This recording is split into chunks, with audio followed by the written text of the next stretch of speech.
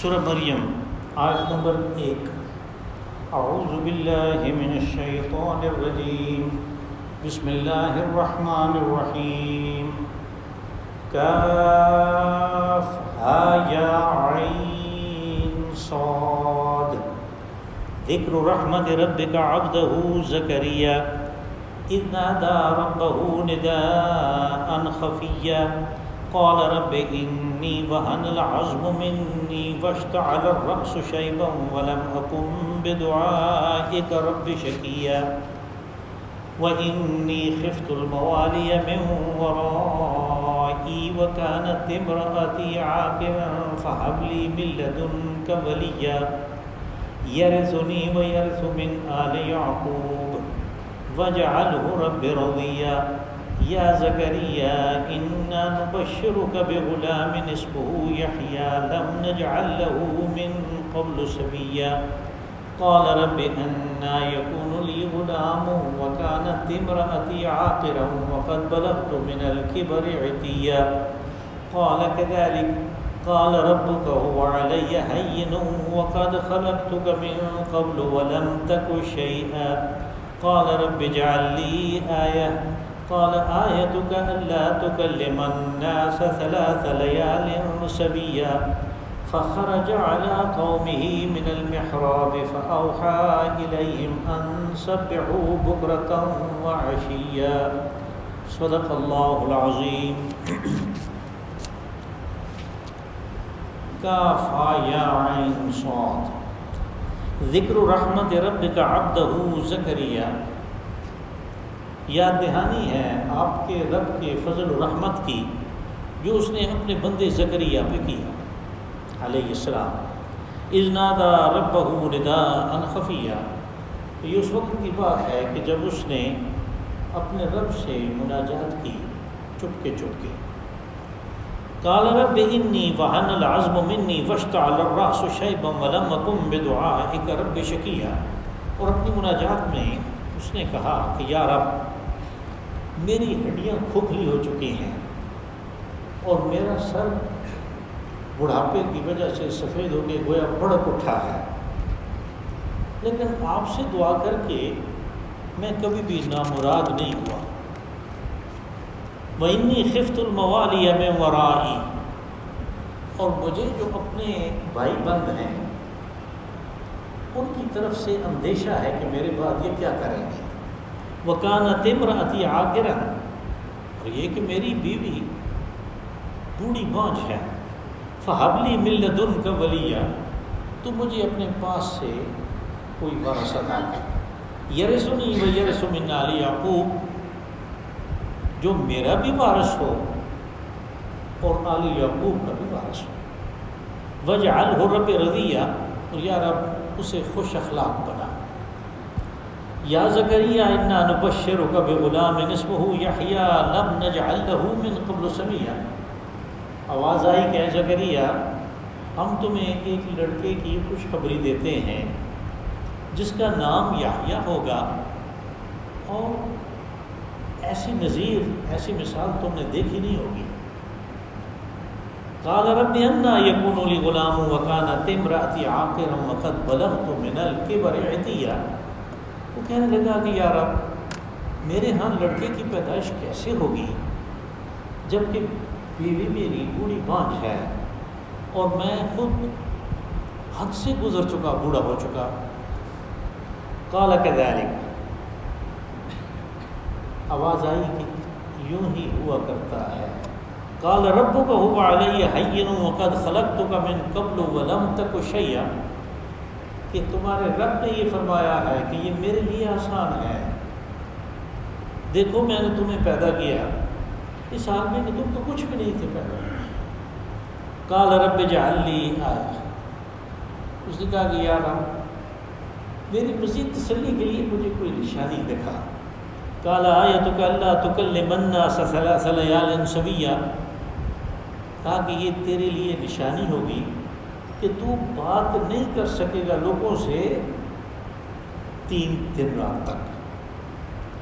فخرج علی قومہ من المحراب، پس وہ اپنے کمرہ عبادت سے باہر آیا فَأَوْحَىٰ إِلَيْهِمْ أَن سَبِّحُوا بُكْرَةً وَعَشِيًّا، اور انہوں نے اشارے سے لوگوں کو بتایا کہ تم صبح و شام اللہ کی تسبیح کرتے رہو۔ یہ سورہ مریم یہاں سے شروع ہوتی ہے، یہ ایک مکی صورت ہے، اور اس کا زمانہ نزول جو ہے وہ ہجرت حبشہ سے پہلے کا ہے، اور ہجرت حبشہ اس وقت ہوئی جب مکہ میں مسلمان ہونے والے مردوں عورتوں کو، بچوں بوڑھوں کو بہت زیادہ اذیتیں دینی شروع کر دی لوگوں نے، اور خاص طور پہ ان کے اپنے قبیلے والوں نے، اپنے گھر والوں نے اپنے گھر میں، حضرت عثمان رضی اللہ عنہ کو آپ کے بھائی، آپ کے والد اور دوسرے رشتہ داروں نے لگ کے اتنا مارا کہ وہ بے ہوش ہو گئے، اور ابھی انہوں نے صرف بات ہی کی تھی کہ میں نے یہ نیا دین قبول کر لیا ہے۔ اور اسی طرح ان لوگوں کے ساتھ ہوا۔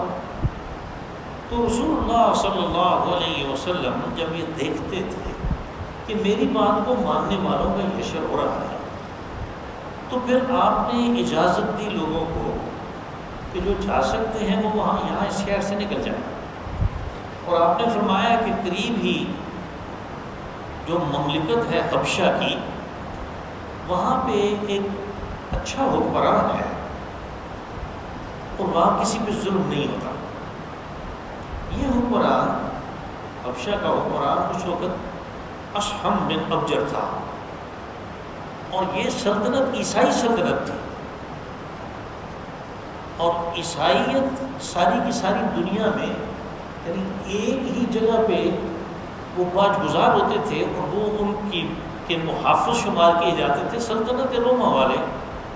تو وہ جو بادشاہ وقت تھا روما کا، وہ ان کا بھی بڑا تھا، اور یہ اس کو باقاعدہ ٹیکس ادا کرتے تھے۔ اب یہ وہ زمانہ ہے کہ جس میں یہود کے علاوہ نصارہ نے بھی اسلام کی مخالفت شروع کر دی،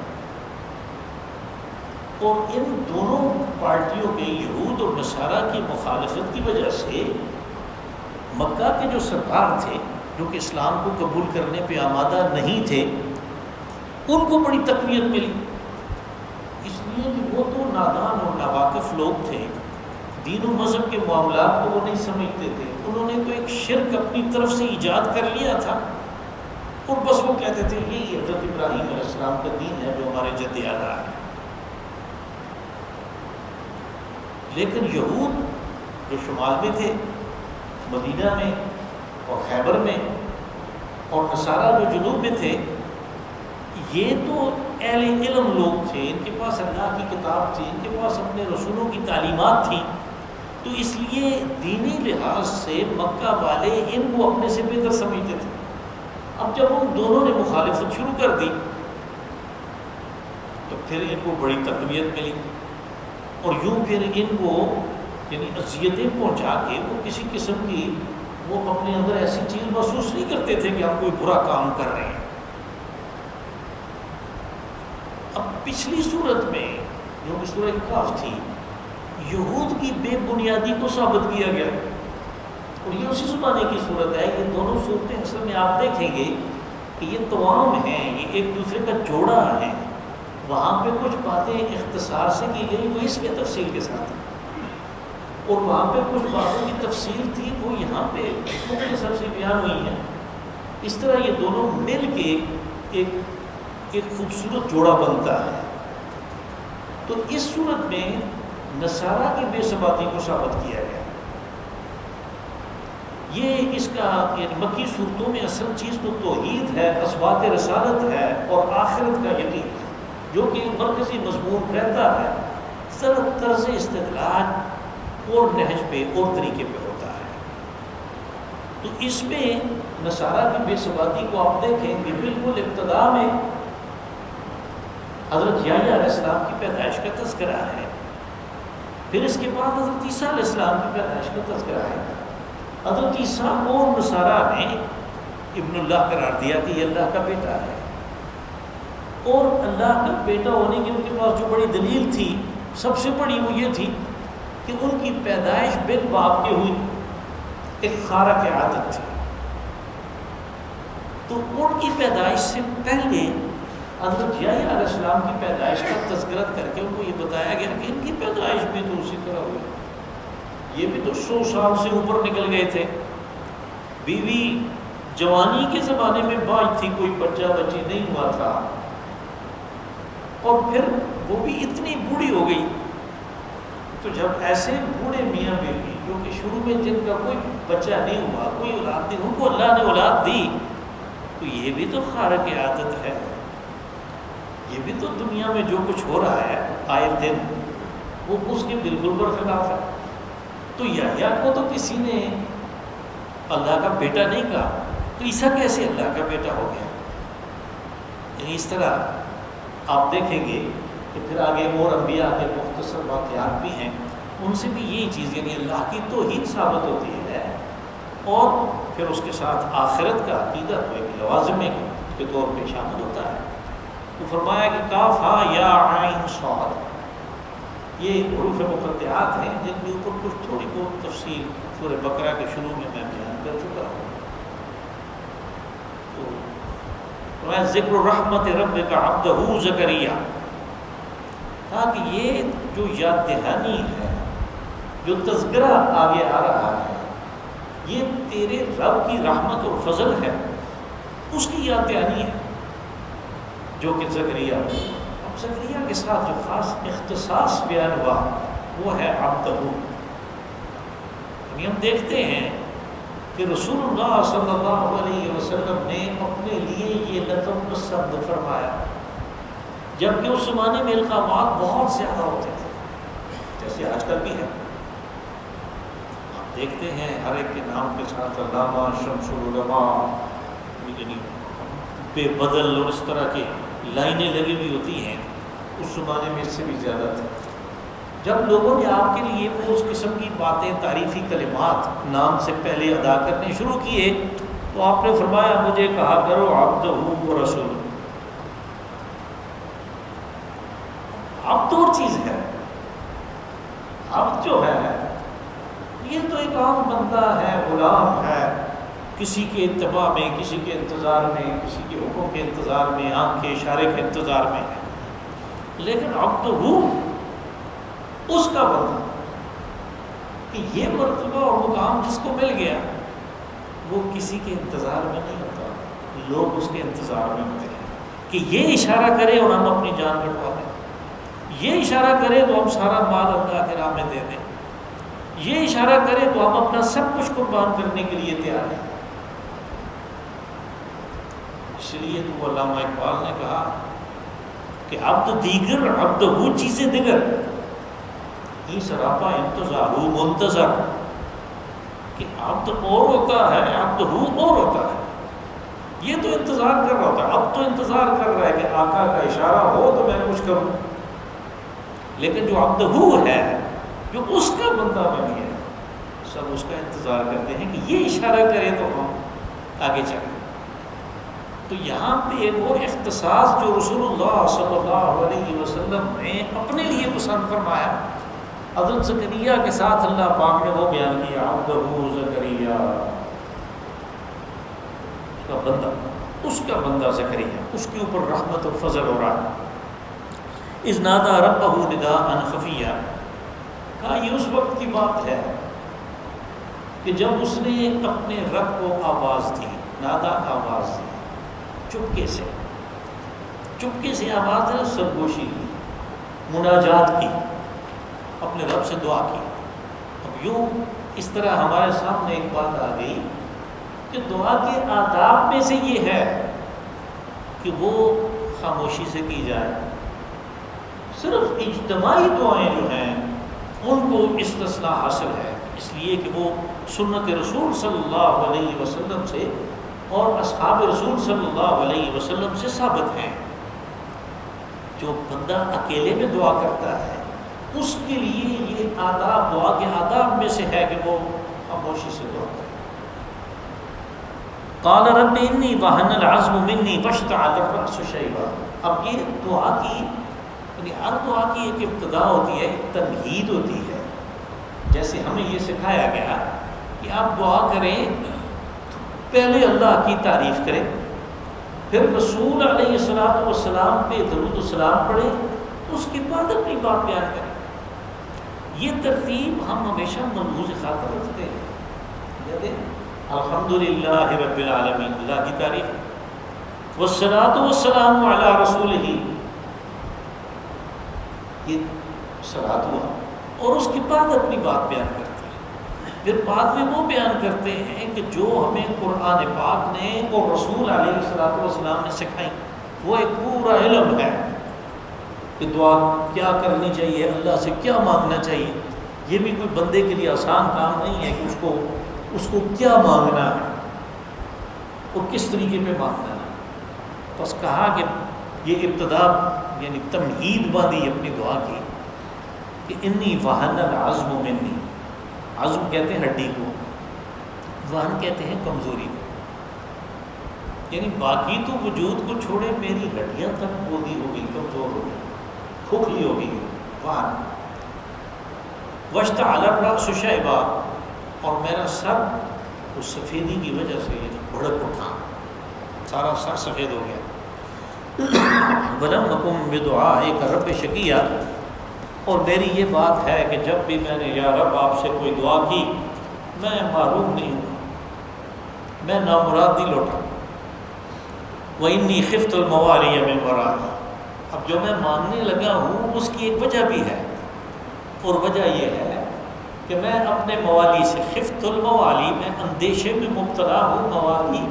موالی کہتے ہیں چچا زاد، پھوپھی زاد، ماموں زاد، جن کو ہم کہتے ہیں فرسٹ کزن، یہ ہے موالی۔ کہا کہ یہ جو میرا خاندان ہے، ان میں تو کوئی ایسا آدمی نظر نہیں آتا کہ جو ہماری وراثت کو سنبھال سکے، اور یہ وراثت کوئی جائیداد نہیں ہے، کوئی کاروبار نہیں ہے، بلکہ انبیاء کی وراثت۔ حضرت زکریا علیہ السلام نبی ہیں، جلیل القدر نبی ہیں، اور ان کی وراثت دین کے کام ہے۔ ان میں ایسا کوئی نہیں ہے کہ جو ان کاموں کو، یعنی اس امر بالمعروف اور نہی عن المنکر کو اور عقیدہ جو لوگوں کا درست کرنا ہے اس کو سنبھال سکے میرے اپنے رشتہ داروں میں۔ اور یہ وراثت کہاں سے چلی ہے؟ حضرت یعقوب علیہ السلام۔ کہا کہ جو یعقوب کی جو وراثت ہے اور میری جو وراثت ہے اس کو سنبھالنے والا کوئی نہیں۔ مجھے اندیشہ ہے کہ یہ نہیں کر سکیں گے، جو موجود ہیں یہ نہیں کر سکیں گے۔ وَكَانَتِ امْرَأَتِي عَاقِرًا، اور ساتھ میں بات یہ ہے کہ میری عورت، میری بیوی تو پوری ہو گئی ہے، بانجھ ہے۔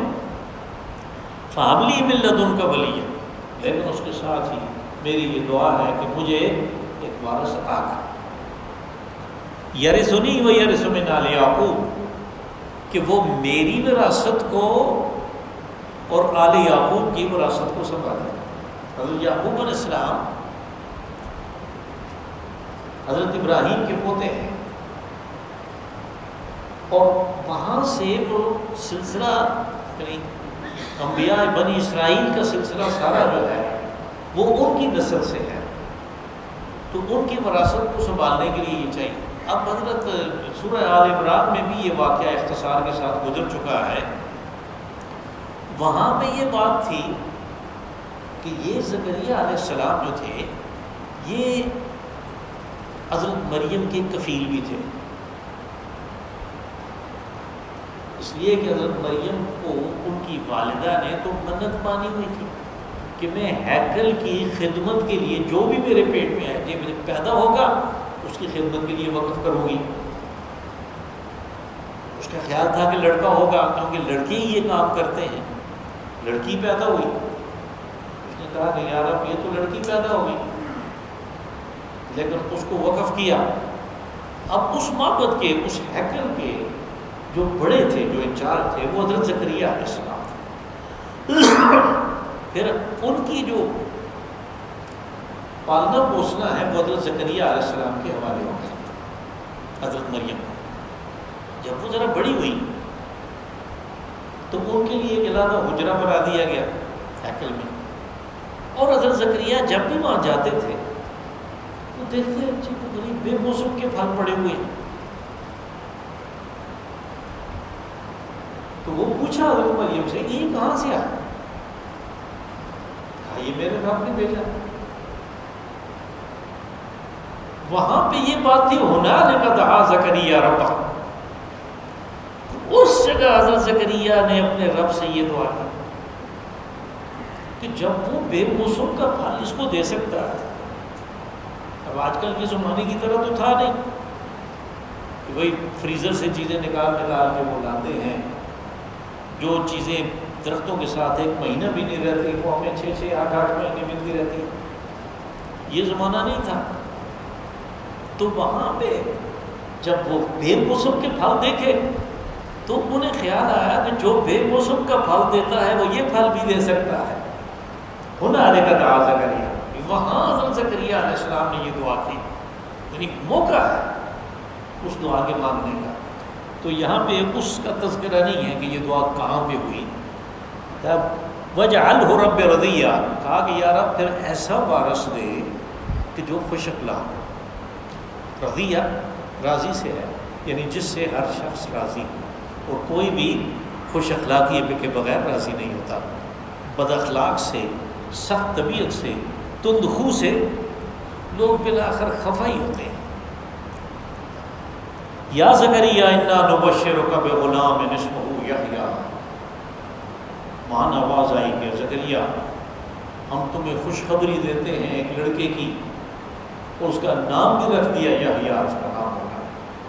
یہ حضرت یحییٰ علیہ السلام جن کو انگریز مورخین اپنی کتابوں میں اور یہ جو بائبل کی جو ٹرانسلیشن ہیں جان دی بیپٹس لکھتے ہیں. یہ جان دی بیپٹس حضرت یحییٰ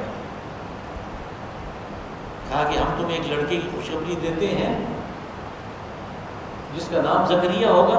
لم نجعل له من قبل سمیہ. کہا تم نے ایسی نظیر ایسی مثال دیکھی نہیں ہوگی، اس سے پہلے ایسی مثال گزری نہیں ہے. یعنی 100 سال سے اوپر کا مرد ہو اور اسی نسبت سے اس قسم کی بانجھ ہو، جو جوانی میں بانجھ تھی وہ ہو، اور ان کے ہاں بیٹا ہو. ایسا پہلے تم نے دیکھا نہیں ہوگا. ایسی نظیر، سمیہ نظیر، ایسی مثال تو وہ ہوگا.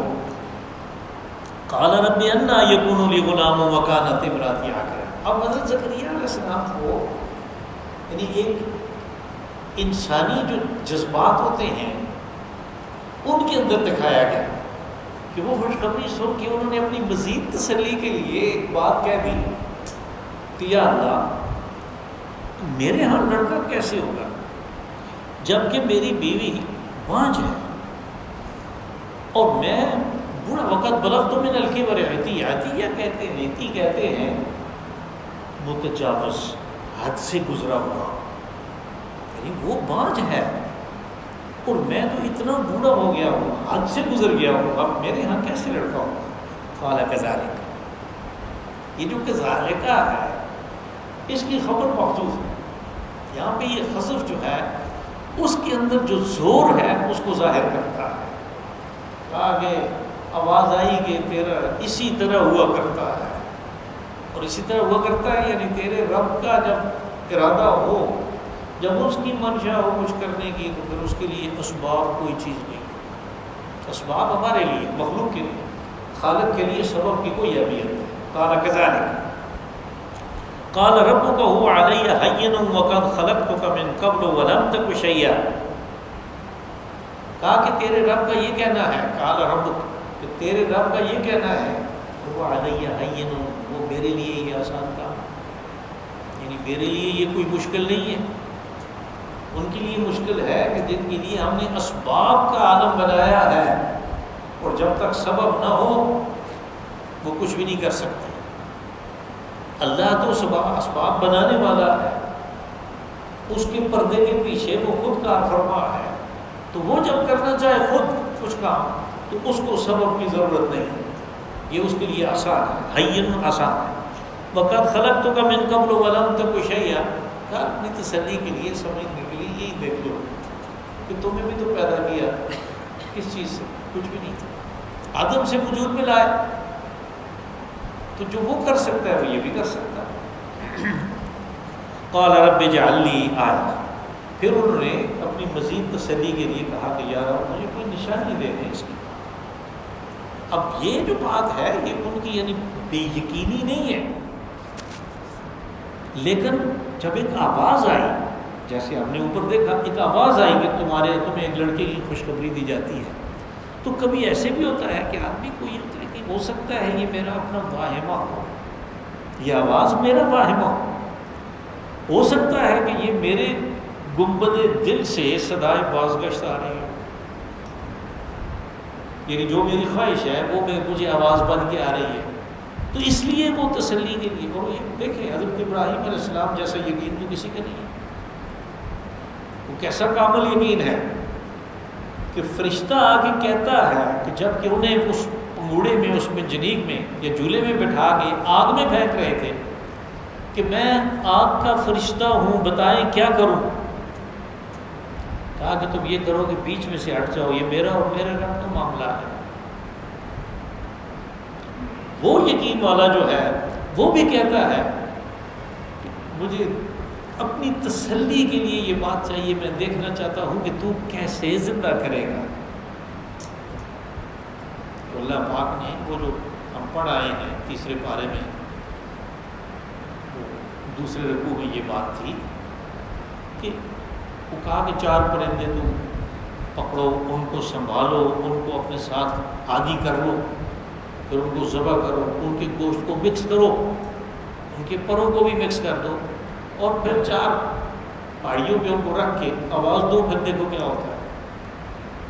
آواز دیا تو وہ پرندے پھر واپس آ گئے۔ اب ان کو یقین تھا، لیکن وہ اپنی، اور آخر میں اس آیت میں آخر میں یہ بات کہی کہ میرے اپنے دل کی تسلی کے لیے کہ میں دیکھنا چاہتا ہوں کہ یہ کیسے، ایسے بالکل اسی طرح یہ بھی اطمینان قلب کے لیے ہے، کہتے ہیں مجھے نشانی دکھائیں۔ قال آیتک الا تکلم الناس 3 لیال سویا، کہا تیرے لیے یہ نشانی ہے کہ تو لوگوں سے 3 راتوں تک، اور یہاں رات سے مراد شب و روز، یہی بات جو ہے یہ سورہ آل عمران میں ایام سے کہا 3 ایام، تو ہم بھی ایام کو یعنی دن کو 24 گھنٹوں والا دن جو ہے وہ کہتے ہیں شب و روز کے، کہ 3 راتیں تو بات تو نہیں کر سکے گا لوگوں سے، لیکن یہ کسی بیماری کی وجہ سے نہیں ہے، سویہ سے مراد تم بالکل ٹھیک ٹھاک ہوگے، ذکر اذکار کرتے رہو گے سب کچھ، لیکن بات نہیں کر سکو گے۔ یہ بالکل اسی طرح ہے جیسے حضرت موسیٰ علیہ السلام کا وہ معجزہ تھا نا ید بیضاء کا، اس کے ساتھ بھی یہ بات آئی کہ تخرج بیضاء من غیر سوء، کہ تو نکالے گا اپنا ہاتھ تو وہ چمکتا ہوا ہوگا، اور یہ نہیں کہ یہ اس میں کسی بیماری کی وجہ سے چمک رہا ہے، من غیر سوء ہوگا وہ ٹھیک ٹھاک۔ یہاں پہ بھی تمہاری زبان، تمہارا سارا گویائی جو ہے وہ ٹھیک ہوگی، ذکر اذکار کر سکو، بات نہیں کر سکو گے۔ فخرج علی قومہ من المحراب، محراب ہم تو اس کو کہتے ہیں عربی زبان میں محراب کمرے کو کہتے ہیں، تو وہ اپنے کمرے عبادت سے باہر آئے اور لوگوں سے کہا، فاوحیٰ الیہم، اشارے سے کہا، ان سبحوا بکرۃ وعشیٰ، اب اشارے سے انہیں یہ سمجھایا کہ صبح و شام تم اللہ کی تسبیح کرو، یعنی کچھ اللہ کی طرف سے بہت بڑی بات ہونے والی ہے اس کا انتظار کرو، لیکن اشارے سے وہ بات نہیں کر سکے، ذکر اذکار کو کر رہے تھے محراب۔ اللہم صلی علی سیدنا محمد وعلی آلہ واصحاب سیدنا محمد مبارک وسلم صلاۃ تکون للنجاۃ وسیلہ ولرفع الدرجات۔